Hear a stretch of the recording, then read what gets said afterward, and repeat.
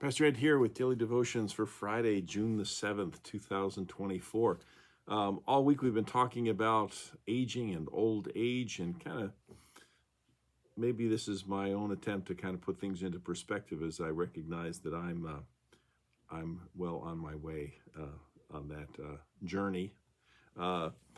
Yesterday I was coming home from a conference in Wilkes-Barre, Pennsylvania, and I stopped off at Hot Dog Johnny's, which is a institution. All they serve is hot dogs. They're on Route 46 in Buttsville, New Jersey, on the way back through the Delaware Water Gap on the way home. And I saw that they've been in business for 80 years. And I realized that I've been going there for, well, pretty close to the 68 years that I've been alive, 68 of those 80 years. So kind of puts things into perspective. Here's some other thoughts. Somebody once said, you know you're growing old when everything hurts and what doesn't hurt doesn't work. Your knees buckle and your belt won't. You know you're getting old when your back goes out more often than you do. You know you're getting old when you know all the answers, but no one asks the questions. When your mind makes agreements that your body can't keep. When you finally get it all together and then you can't remember where you put it. You know you're getting old when you can't seem to get around to procrastinating. You don't need an alarm clock to get up at 6 a.m.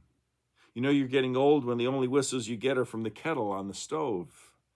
You know you're getting old when you feel like the morning after and you haven't even been anyplace. You know you're getting old when anything under 50 pounds isn't worth bending over to pick up. Your pacemaker opens the garage door whenever you see a pretty lady go by. The gleam in your eye is just the sun reflecting on your bifocals. You know you're getting old when you stop to think and sometimes you can't get started again. You know you're getting old when you sink your teeth into a nice juicy steak and they stay there. Finally, you know you're getting old when you make it to the top of the ladder, but it's leaning against the wrong wall. Here's a cute one. The story is told about George, aged 92, Edith, aged 89, who were all excited about their decision to get married. They went for a stroll to discuss the wedding, and on the way, they passed a drugstore. George suggests that they go in, and he addresses the man behind the counter. Are you the owner? The pharmacist answered, yes. Well, we're about to get married. Do you sell heart medication? Of course we do. How about support hose for circulation? Definitely. What about medicine for rheumatism, osteoporosis, and arthritis? All kinds, he said. How about waterproof furniture, pads, and Depends? Yes, sir. Hard hearing aids, denture supplies, sleeping pills, Geritol, and Ensure? Absolutely. You sell wheelchairs, walkers, and canes, all kinds and sizes. But if you don't mind my asking, why all the questions? And George smiled and replied to the pharmacist, you see, we'd like to use your store for our bridal registry.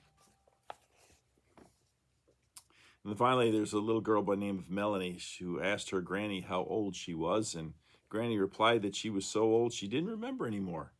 And Melanie said, if you don't remember, you must look in the back of your panties. Mine say 5 to 6. Here's some thoughts. Middle age is that awkward period when Father Time starts catching up with Mother Nature. How about this one? 40 is the old age of youth. 50 is the youth of old age.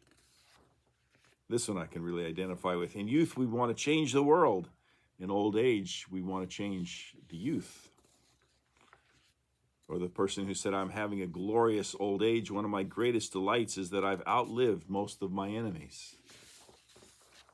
But someone said, the best thing to save for your old age is yourself. And finally, to put everything into perspective, I guess, one of the great stories of the decade of the 90s, I remember it because it was on pay-per-view, and I watched it. I went over to Pennsylvania, my cousin Bill's house. My brother Dave and I were there watching.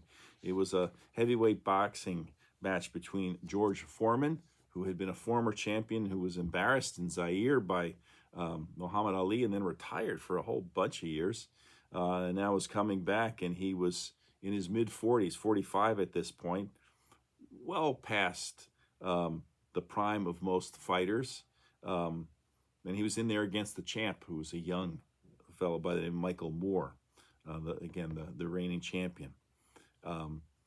And what did Foreman do? He kind of got pounded and pounded and pounded and pounded until I believe it was the 15th and final round, when Michael Moore got a little careless. One of the things they say about boxing, I'm not knowledgeable, I followed it, but the last thing to go, well, in many respects, the last thing to go is your strength, your timing, your speed, your agility. All those things may go and fade as your age, but your power doesn't. This Michael Moore made the mistake, and George Foreman hit him with a short right hand and dropped him, knocked him out, and regained the title at the age of 45. And it said that almost immediately advertisers flocked to him, wanting him to endorse their products, because, as they said, George Foreman has become the hero of every old, fat, and bald person in this country. Isn't that great? Sometimes you have to put things into perspective. Life is an interesting journey. It's full of ups and downs, joys and sorrows. And if we're lucky enough, we'll live to old age. And if we're lucky enough, we'll use that time to prepare for the life in the world to come. Say a little bit more about that tomorrow as we wrap up this week's conversation about old age. Till then, have a great day today. We'll talk to you again tomorrow. Take care. Bye.